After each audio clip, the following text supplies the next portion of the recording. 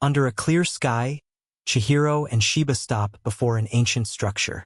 Two men, one old and one young, seem to have reached the destination of their journey.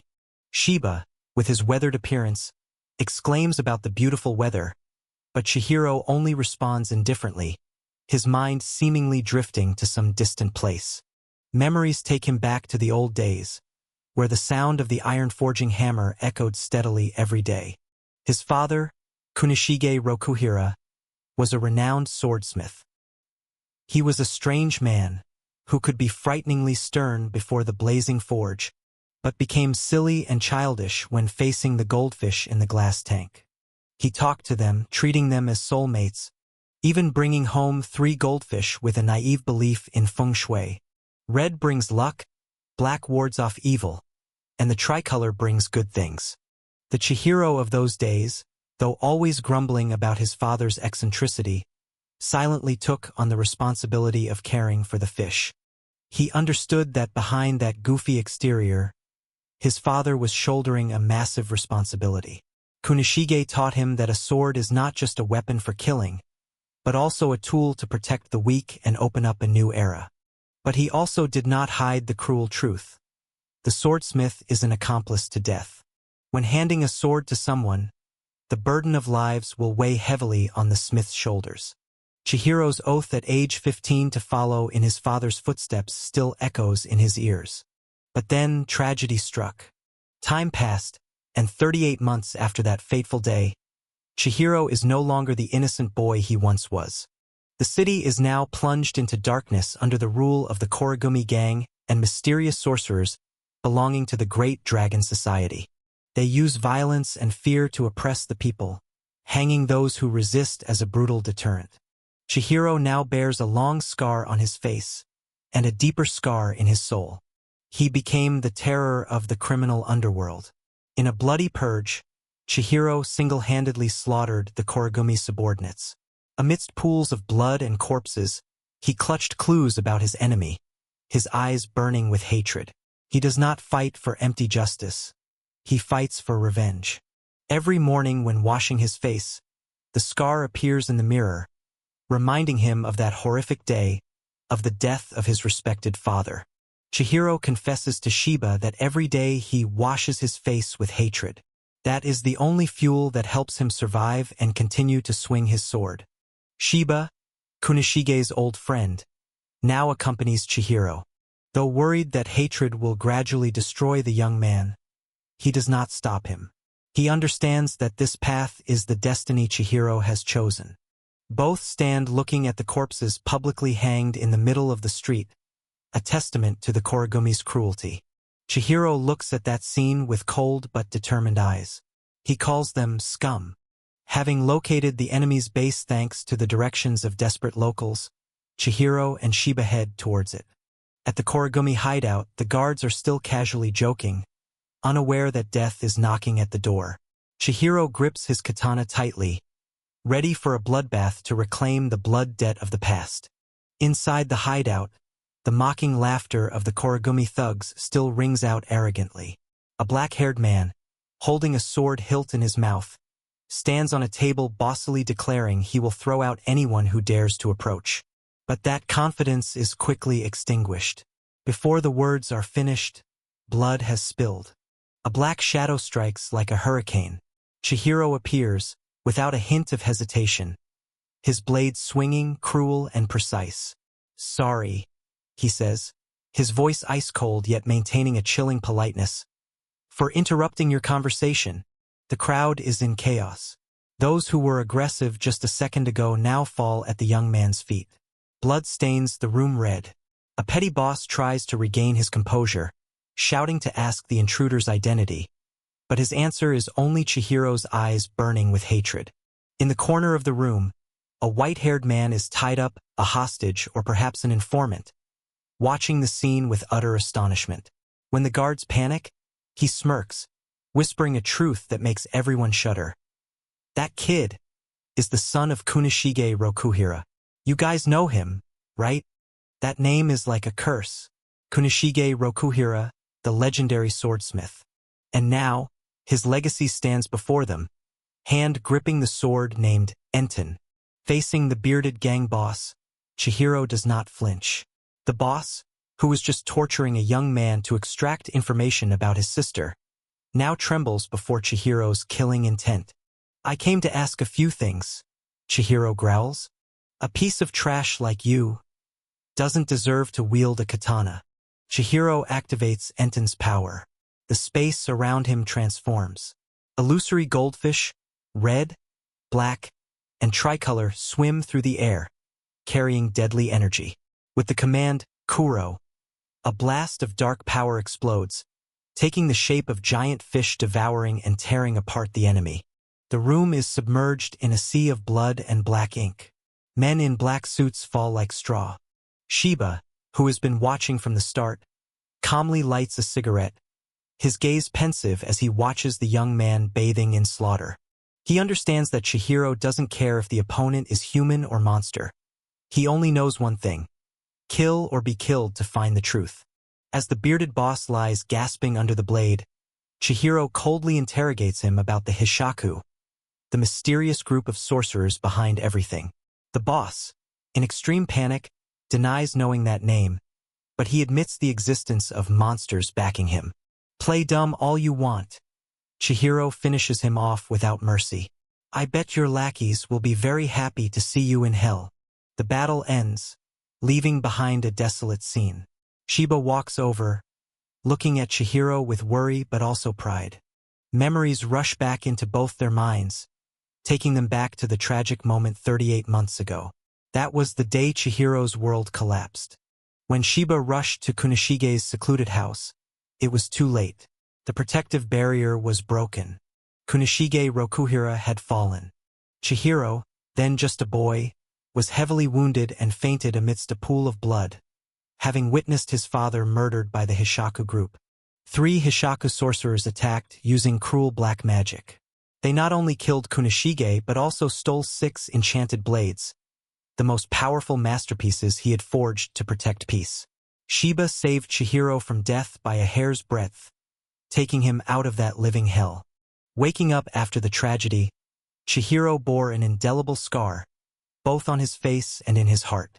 He was told by Shiba about his father's legacy. 6 swords carrying destructive power, each capable of changing the fate of the world.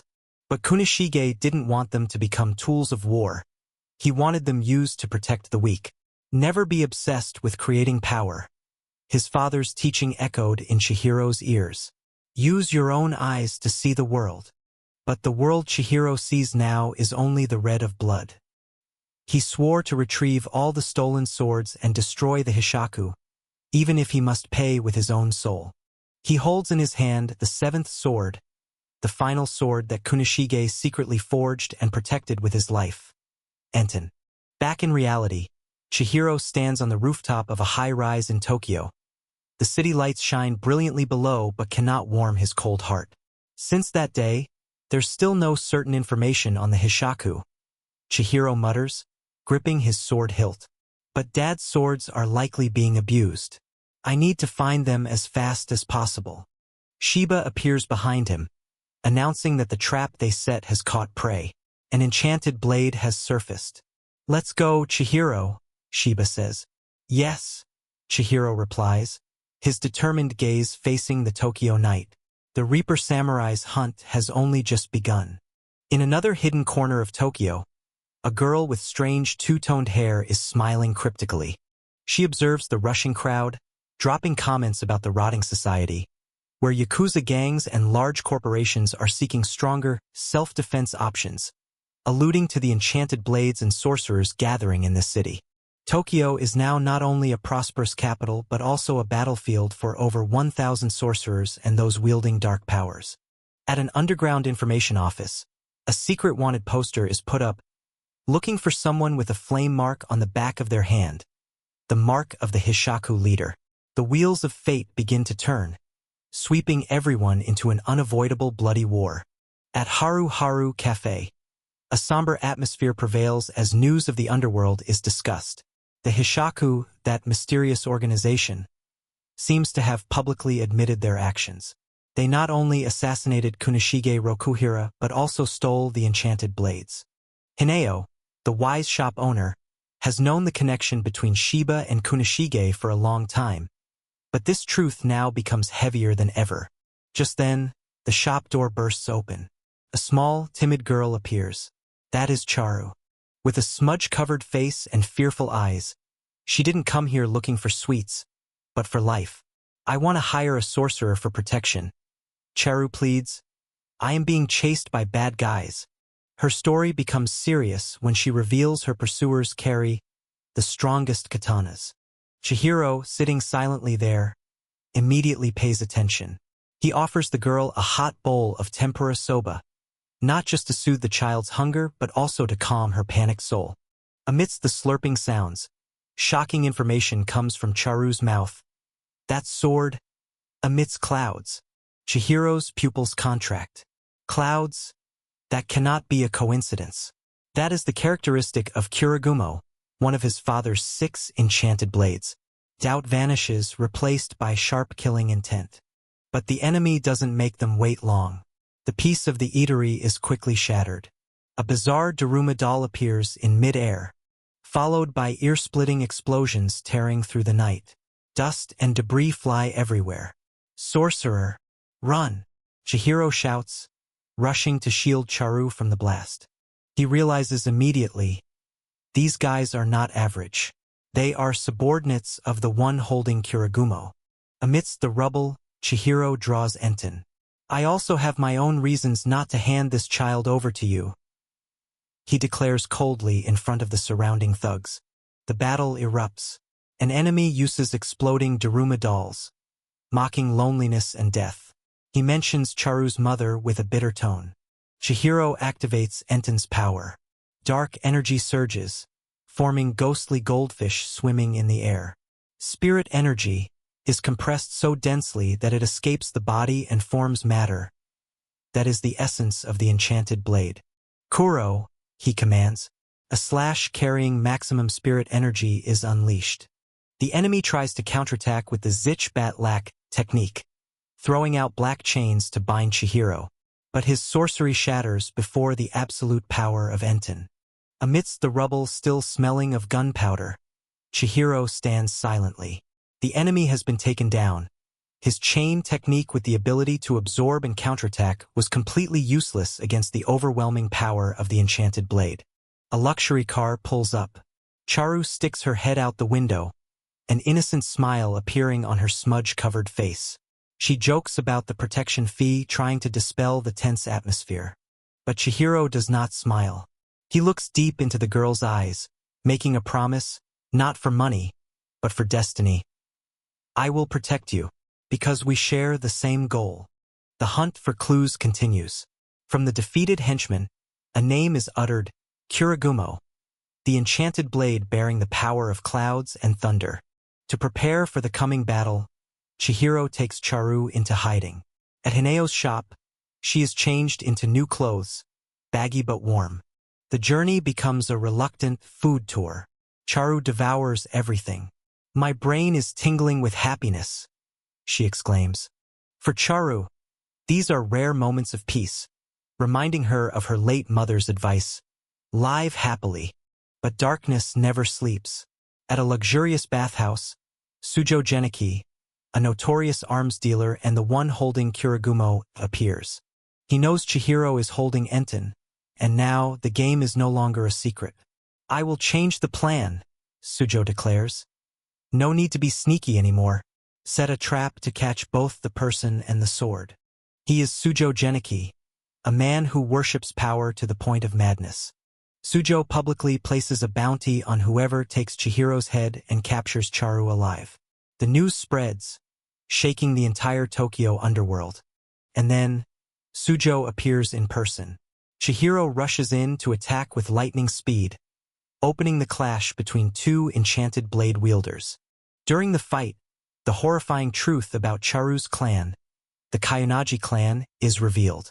They are not those who grant immortality when eaten, as rumored. Their bodies have transcendent regenerative abilities. Soujo kidnapped, tortured, and experimented on them to extract that power. He heals his own crushed leg right before Chihiro's eyes. You lot died because of a false rumor, Soujo mocks. He wants Charu not to eat her, but to turn her into a machine producing eternal recovery medicine. In a quiet moment amidst the rubble, Charu tremblingly confesses, I didn't say it, because I thought you would also use me if you knew. Chihiro embraces the girl, gently but firmly. Right, but I am here now. With their car destroyed, Chihiro carries Char on his back, sprinting through the ruined streets of Tokyo to shake off their pursuers. Yet, the underworld's shadow is inescapable. An Oni-masked mercenary, hungry for the bounty, catches the scent of money and begins the hunt. A crazed sorcerer blocks their path in a dark alley, but he chose the wrong opponent. Chihiro wastes no time proving the vast gap in their power.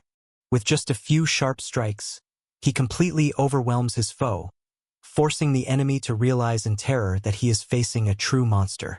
Just as tensions peak, Shiba and Azumi, a high-ranking member of the Kaminabi organization, arrive to clean up the mess. Azumi warns him of government intervention, as the Kaminabi view the Enchanted Blades as national threats and will not tolerate any individual possessing them. However, Chihiro cares nothing for politics or laws. He bluntly declares that his only goal is to destroy the Hishaku and retrieve the blades. Back at their temporary hideout, they face a harsh reality. Soujo has placed an astronomical bounty on both him and Char, stirring unrest among the Kaminabi leadership. Chihiro begins to feel the weight of this war. Wielding the enchanted blade not only erodes his body but demands a spirit of steel, forged over 3 long years. Intelligence reveals shocking news. Soujo is organizing an auction at the Roxa market, featuring one of the stolen enchanted blades as the centerpiece. Shiba and Azumi both recognize the danger, but for Chihiro, this is an unmissable opportunity to reach Soujo, the man holding the key to his father's death. Meanwhile, Soujo's cruelty becomes more apparent than ever. He shows no regard for the lives of his subordinates, viewing them merely as disposable tools. Tragedy strikes Madoka, the Daruma sorcerer, when he calls his sister, expressing his desire to abandon his life of crime and return to normalcy. But Soujo tolerates no betrayal. Madoka is driven to despair just as a glimmer of redemption appears. Not stopping there, Soujo hunts down and murders Madoka's innocent sister inside her car, sending a bloody message. To Soujo, those who fail their missions do not deserve to exist, and he executes Madoka without a shred of mercy. Simultaneously, Soujo clashes with a Kaminabi special squad sent to monitor him, but the power gap is overwhelming. He slaughters the elite unit in the blink of an eye, turning the battlefield into a grotesque work of art made of blood and destruction to assert his dominance. Chihiro finally arrives at the scene, witnessing the devastation Soujo left behind as he steels himself for the confrontation. Without a word, the two wielders clash. The battle between Enten and Cloud Gouger erupts, shaking an entire corner of the city. Soujo, fueled by experience and madness, dominates the fight while mocking Chihiro for his father's ideal of protecting the weak, dismissing it as feeble hypocrisy. The speed of Cloud Gouger, bearing the power of clouds and lightning, is too fast for the naked eye, driving Chihiro into a corner. Realizing he cannot win with his current strength, Chihiro is forced to gamble, unleashing the Nishiki technique to amplify his physical capabilities. Even after giving his all and utilizing Nishiki, Chihiro is critically wounded and collapses before Soujo's overwhelming power. This defeat is a bitter pill but a necessary one. Chihiro realizes he must truly understand the nature of his blade and push past his own limits. While Chihiro recovers, the Kaminabi decide to play their trump card, deploying their most elite special forces unit to stall Soujo. Their plan is not to defeat Soujo in a duel, but to utilize squad tactics to pin him down, creating an opening for a finishing blow. The battle is ferocious, but Soujo fights like an unkillable monster, standing firm amidst the siege and slaughtering them one by one. In the hospital, Chihiro wakes up with a changed look in his eyes. Pushing past his physical pain, he inherits the will of his fallen comrades. This is no longer a war of personal vengeance, but a battle to protect what remains. He vows to take Soujo down. The Kaminabi special unit has fallen, their sacrifice seemingly in vain against the absolute power of Cloud Gouger, leaving behind a blood-soaked battlefield. Preparing for the rematch, Chihiro meditates to shed all distractions, entering a state of absolute focus. He steps out with a completely new resolve, ready to face the Reaper for the second time. Standing on a rooftop overlooking the city, Chihiro fully grasps the burden of wielding such power and the weight of the nation's survival. And then, the fated moment arrives. Chihiro confronts Soujo, ready to deliver the strike that will decide their destiny.